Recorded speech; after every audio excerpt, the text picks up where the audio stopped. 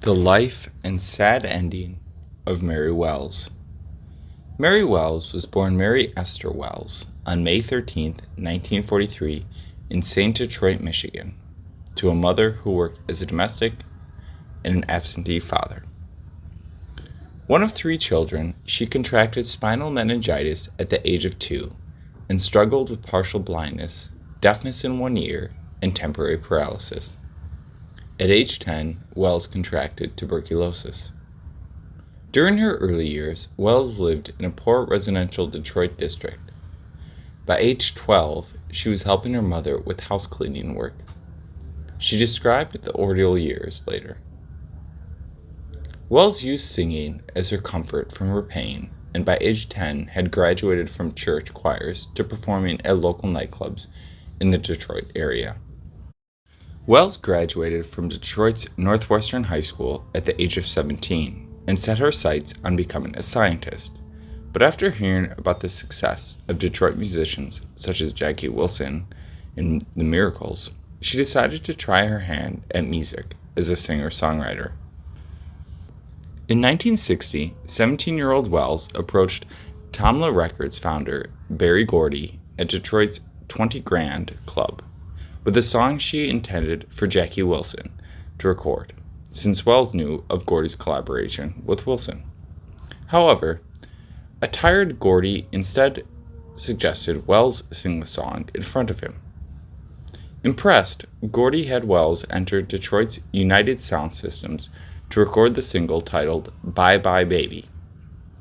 After a reported 22 takes, Gordy signed Wells to Motown's subsidiary of his expanding record label and released the song as a single in September 1960. It peaked at number 8 on the U.S. Billboard R&B charts in 1961. Wells became the first Motown female artist to have a top 40 top single after the Mickey Stevenson penned doo-wop song I Don't Want to Take a Chance hit number 33 in July 1961. In the fall of that year, Motown issued her first album and released a 3rd single, the bluesy ballad Strange Love. When that record bombed, Gordy set Wells up with the Miracles lead singer Smokey Robinson. Wells' teaming up with Robinson led to a succession of hit singles over the following 2 years. Their first collaboration, 1962's The One Who Really Loves You, was Wells' first hit, peaking at number 2 on the R&B chart and number 8 on the Hot 100. The song featured a calypso-styled soul production that defined Wells' early hits. Motown released the similar-sounding You Beat Me to the Punch a few months later. The song became her first R&B number 1 single and peaked at number 9 on the pop chart. The success of You Beat Me to the Punch helped to make Wells the first Motown star to be nominated for a Grammy Award when the song was nominated for Best Rock and Roll Recording in 1963. In late 1962, Two Lovers became Wells' 3rd consecutive single to hit the top 10 on Billboard's Hot 100, peaking at number 7 and becoming her second number 1 hit on the R&B chart. This helped to make Wells the first female solo artist to have 3 consecutive top 10 singles on the pop chart. The track sold over 1 million copies and was awarded a gold disc. Wells' second album, also titled The One Who Really Loves You, was released in 1962 and peaked at number 8 on the pop album chart, making the teenage singer a breakthrough star and giving her clout at Motown. Wells' success at the label was recognized when she became a headliner during the first string of Motown Revue concerts, starting in the fall of 1962. The singer showcased a raw stage presence that contrasted with her softer R&B recordings. Wells' success continued in 1963 when she hit the top 20 with the doo-wop ballad Laughing Boy and scored 3 additional top 40 singles: Your Old Standby, You Lost the Sweetest Boy, and its B-side, What's Easy for Two is Hard for One. You Lost the Sweetest Boy was one of the first hit singles composed by the successful Motown songwriter and producing a trio of Holland, Dozier, Holland. though Robinson remained Wells's primary producer.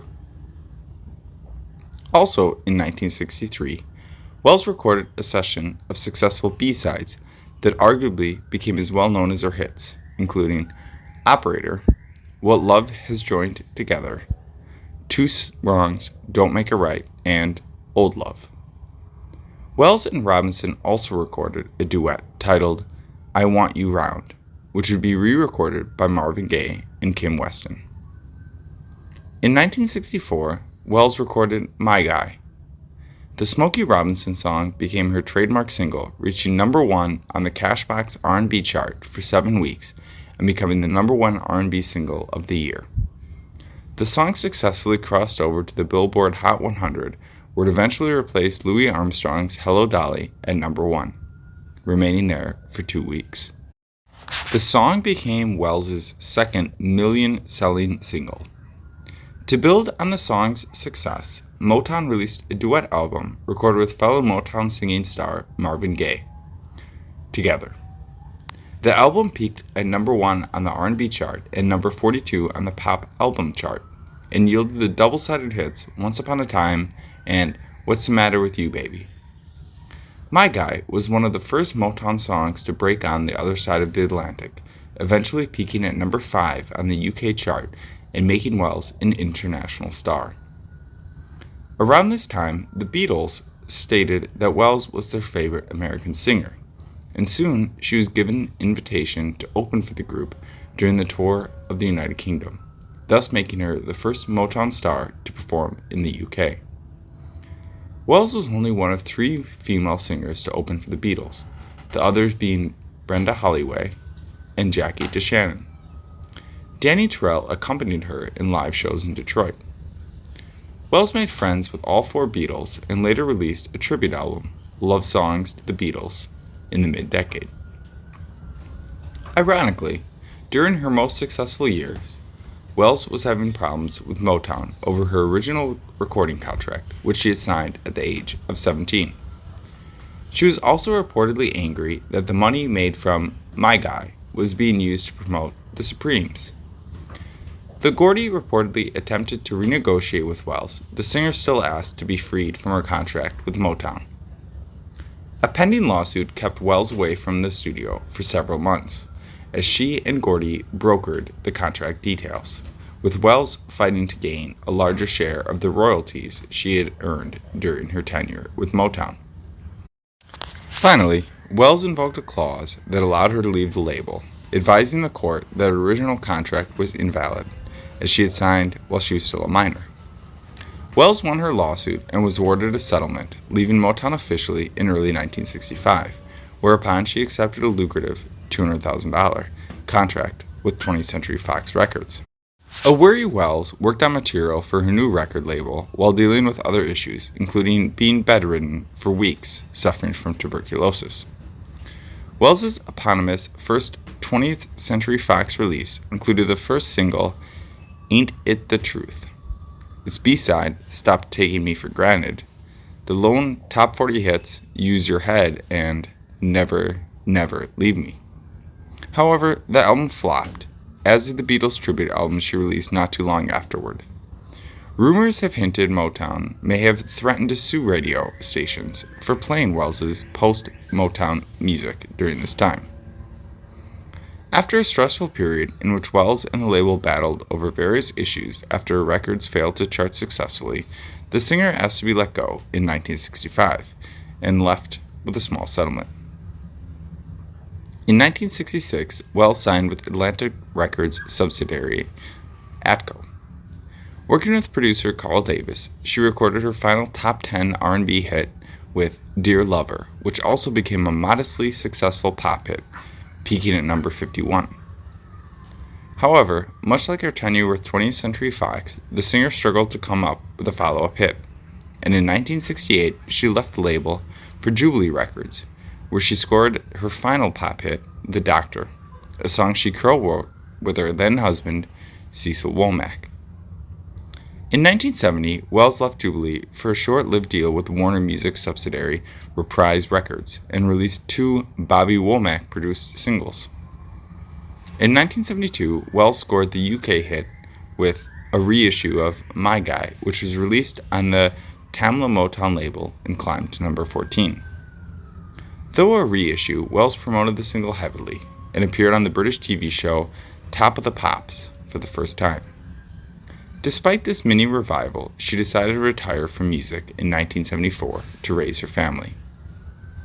In 1977, Wells was spotted by CBS urban president Larkin Arnold in 1978 and offered a contract with the CBS subsidiary Epic Records, which released In and Out of Love in October 1981.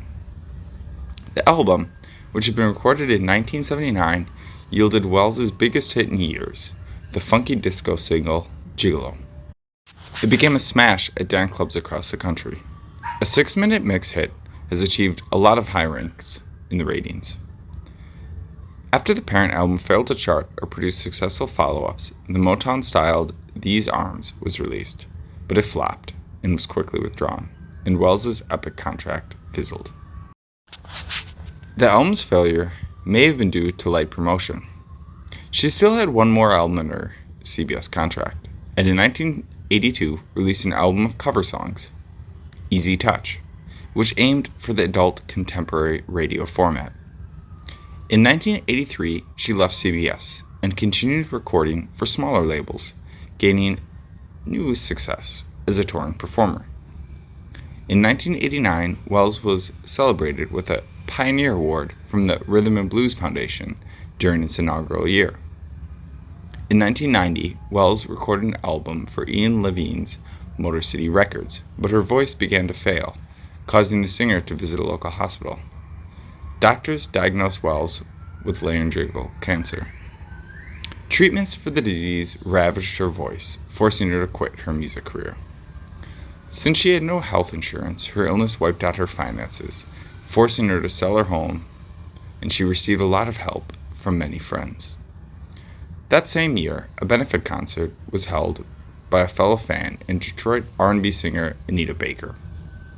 Wells was also given a tribute show by friends such as Stevie Wonder and Little Richards on the Joan Rivers Show.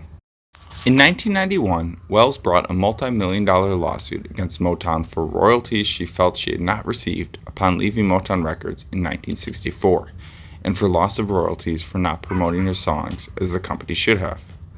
Motown eventually settled the lawsuit by giving her a 6-figure sum.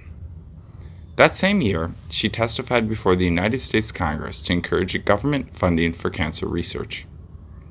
In her personal life, Wells married twice. First, in 1960, to Detroit singer Herman Griffin. The marriage of the teenage couple was troubled from the start due to their age and Griffin's unhealthy control of Wells. They divorced in 1963. Despite rumors, she never dated fellow Motown singer Marvin Gaye, who would go on to have a successful duet partnership with Kim Weston, Tammy Terrell, and Diana Ross after Wells had left Motown. In 1966, Wells married singer-songwriter Cecil Womack, formerly of the Valentinos, and the younger brother of musician Bobby Womack. The marriage lasted until 1977 and produced 3 children. Wells began an affair with another Womack brother, Curtis, during her marriage to Cecil. Her relationship with Curtis Womack was reportedly abusive. Wells was a notorious chain smoker and went through bouts of depression during her marriages. After separating from Cecil, she attempted suicide by overdosing on sleeping pills, when word had leaked out of her affair with Curtis, who was married. After the failed suicide attempt, Wells sought other methods of what she called, quote, meditating, including using cocaine. Over time, she developed a heroin habit. Her drug habit ceased after she became pregnant with Curtis's child. After splitting from Curtis in 1990, Wells focused on raising her youngest daughter, Sugar, until her cancer appeared.